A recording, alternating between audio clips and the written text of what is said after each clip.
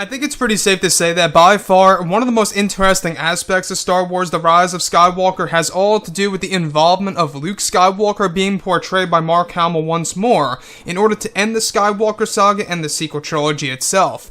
This is Mike Zero. Make sure to subscribe if you're new to the channel for future Star Wars content.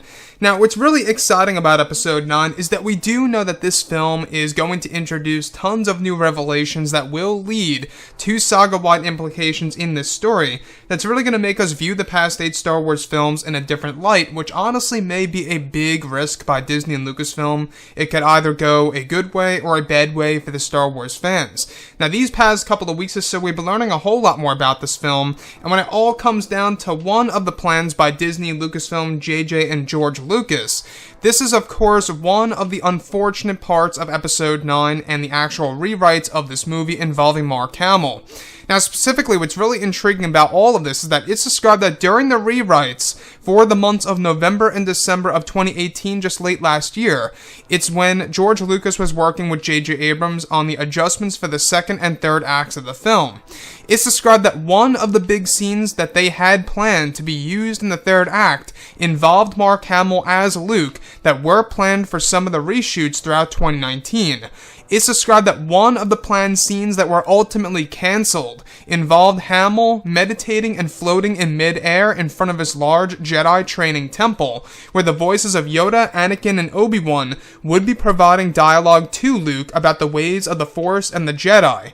It was said to be the very moment Luke became a Jedi Master to around a dozen students and the very beginning of the path to raising and training these students. It was said to be a scene that would be magical, and an entire set was even built for the sequence, where it was ultimately scrapped and put to the wayside due to extensive rewrites and adjustments to the second act of the film that would interfere with this story piece. So let's go over a couple of parts about this. Now, this by far would have been a great scene that was ultimately cancelled, unfortunately. This would have stayed true to Star Wars Legends because we saw a lot of similar experiences throughout Luke's life, just like this in the EU. Now, yes, the EU is very expansive. I mean, it's like a library's worth of Star Wars content ranging from books to novels to comics to video games, right? And now Disney and Lucasfilm are creating their own expanded universe starting in 2020, which is when they're going to be expanding off of the Skywalker saga and what happens after the events of this trilogy. So with that being said, we do know that Episode 9 is going to really involve a lot of flashback sequences, but this one in particular that was cancelled, I think would have really resonated very well with fans, especially the hardcore fans who love that side of Luke Skywalker, who really love that side of his mythology, right? Now, nonetheless, we are going to be getting scenes like this with Luke, but this particular sequence was ultimately cut from the third act of Episode 9 in the form of a flashback in order to really benefit another scene that's going to be implemented into this film.